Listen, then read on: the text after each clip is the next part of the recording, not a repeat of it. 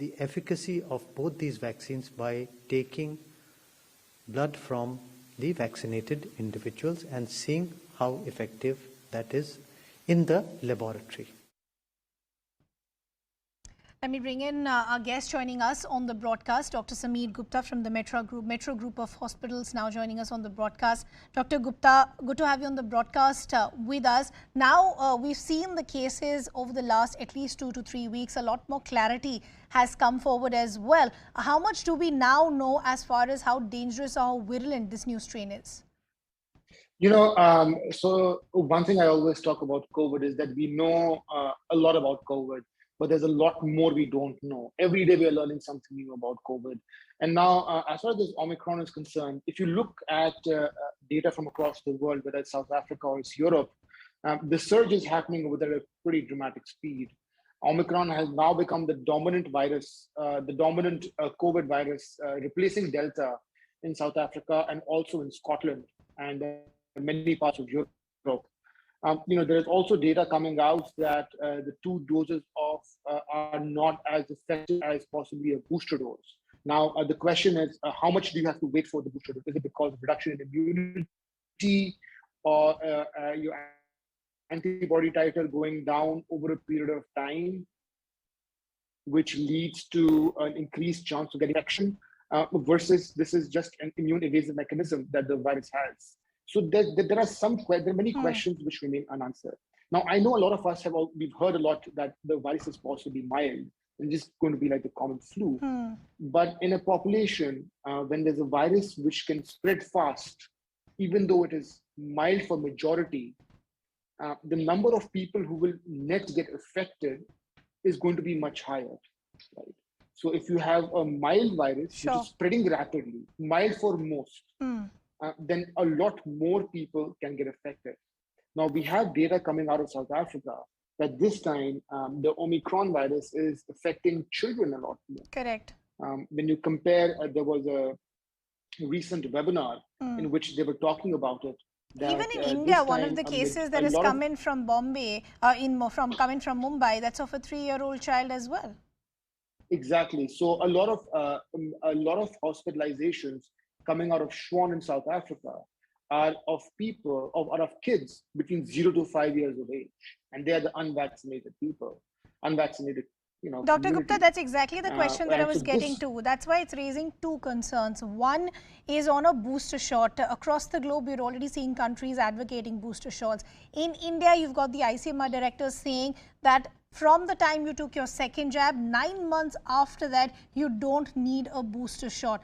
The other concern, as you rightly pointed out, are children who are now experts saying the most vulnerable are still unvaccinated. Where do you, stand on booster shots first?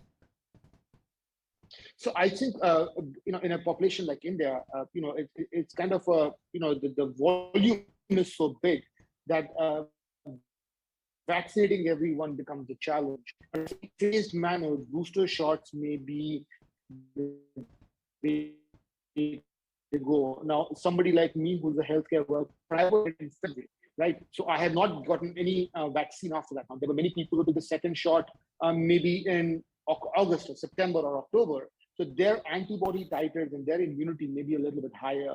So maybe restarting the booster shots in a phased manner may be something which we have to consider. And also the vaccine makers have to go back to the drawing board and try and tweak the vaccine a little bit to cover Omicron also.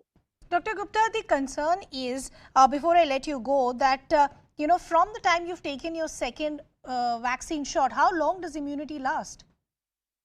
So, this is data which is coming out that slowly and steadily, like the ICMR is saying, that so now there are 2 types of immunity, right? One is the antibody immunity, which is your soldier cells, and the other is the T-cell immunity. The T-cell immunity basically means that your body can recognize the virus, and when you are going to get infected, the body will start making antibodies against that virus because it has the recognition ability.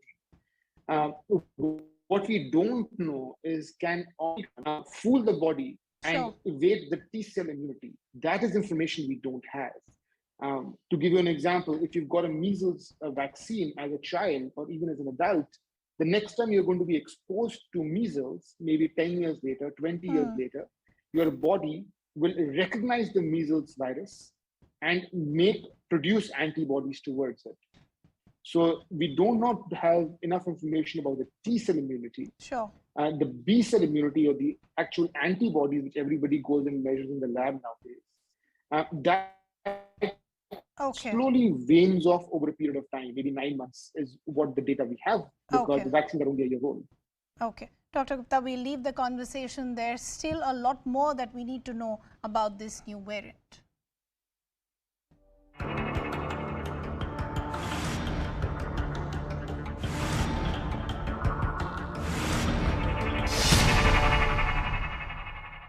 Now, as part of our series is India Omicron Ready, today we take a look at how Delhi is gearing up to contain the spread of this new variant.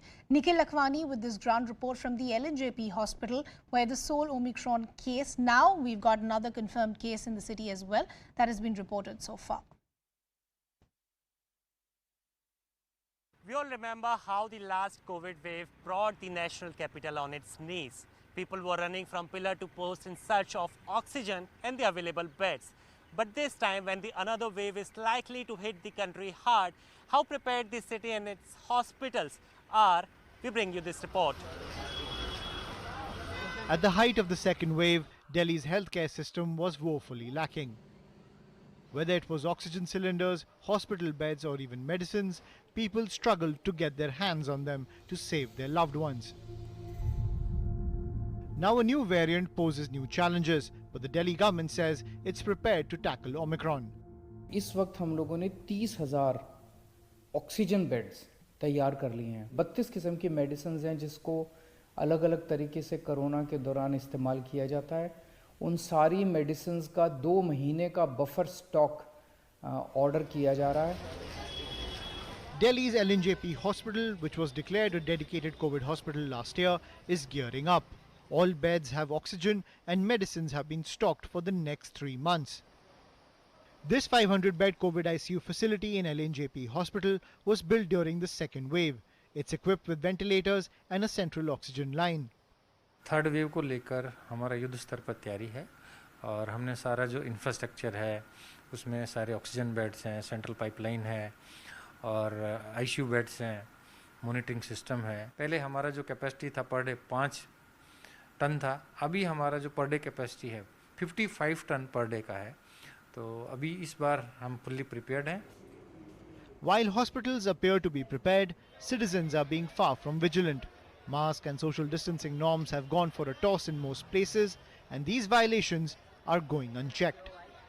The Delhi government says that they are well prepared than ever before, and if need be, they can accommodate as many as 63,000 beds for the COVID patients by the end of the month of February.